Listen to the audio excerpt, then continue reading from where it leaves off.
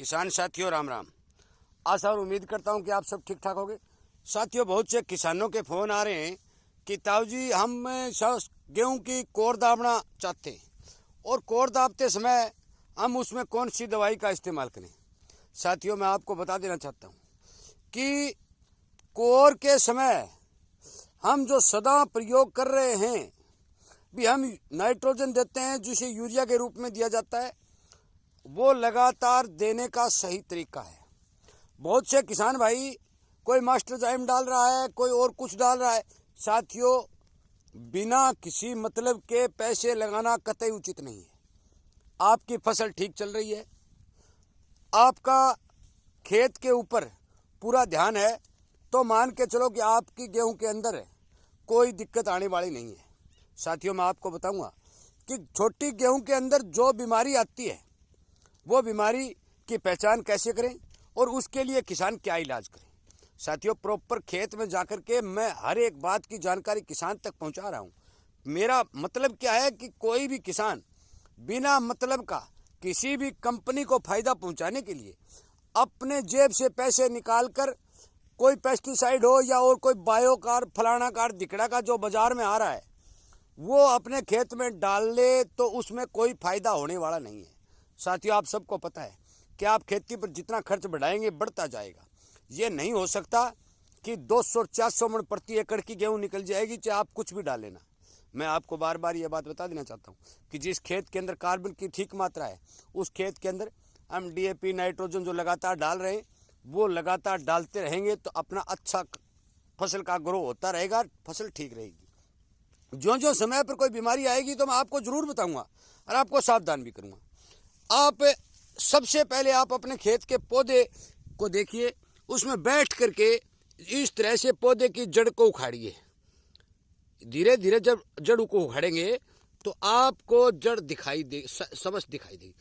यदि इस जड़ के अंदर आपको कोई छोटी छोटी गांठें दिखाई दे तो मान के चलो भी आपके खेत के अंदर नीमाटोड की समस्या पैदा हो चुकी है।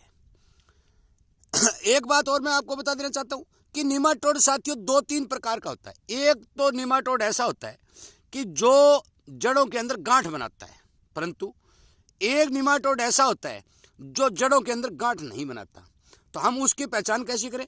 साथियों, उसकी सीधी और सीधी पहचान है कि आपकी गेहूं के जो निचले पत्ते हैं, नीचे वाले पत्ते, ये पत्ते, नीचे वाले पत्ते पीले होने शुरू हो जाएंगे।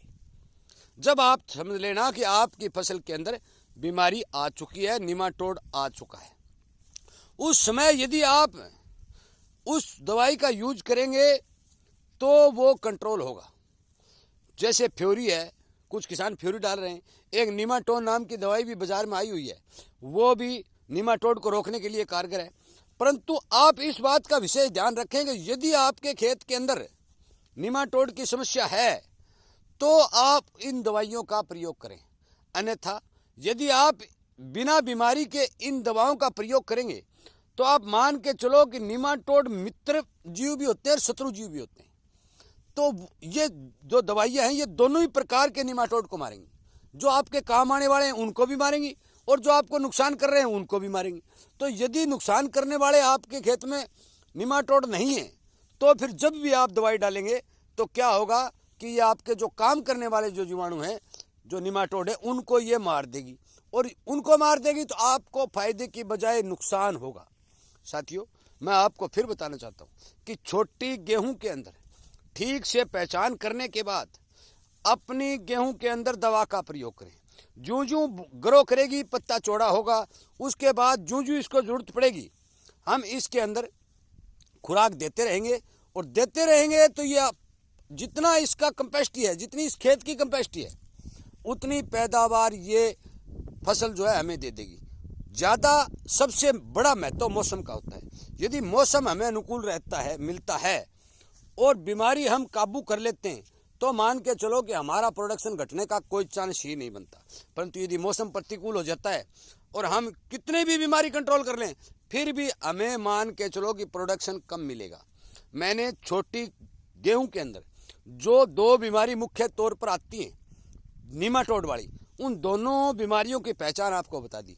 आप जड़ में देख लीजिए, यदि गांठ है तो ठीक है, और यदि आपके गेहूं के नीचे नीचे के पत्ते पीले हो रहे हैं तो आप देख लीजिए कि इन दोनों स्थिति के अंदर आपकी फसल के अंदर निमाटोड की समस्या है।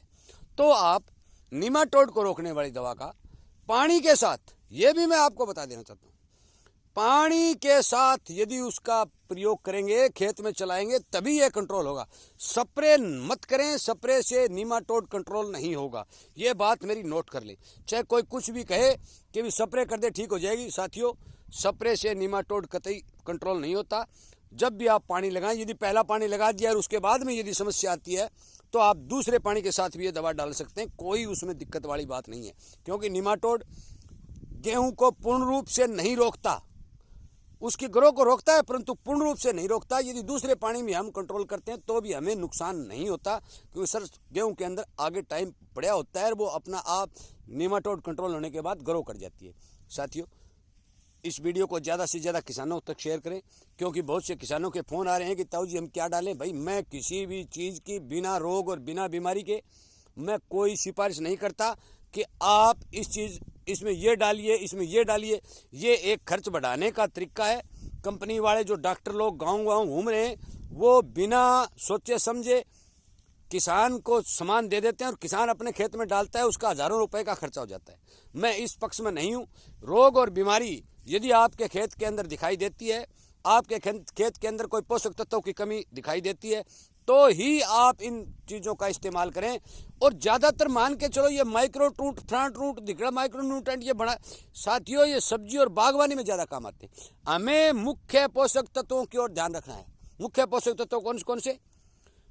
डीएपी में फास्फोरस होता है, नाइट्रोजन में यूरिया में नाइट्रोजन होता है, और पोटास और जिंक। मुख्य पोषक तत्व यही हैं। कोई सूक्ष्म पोषक तत्व हैं तो कोई सहायक पोषक तत्व, वो अपनी जमीनों में ऑलरेडी फसल के हिसाब से मौजूद हैं।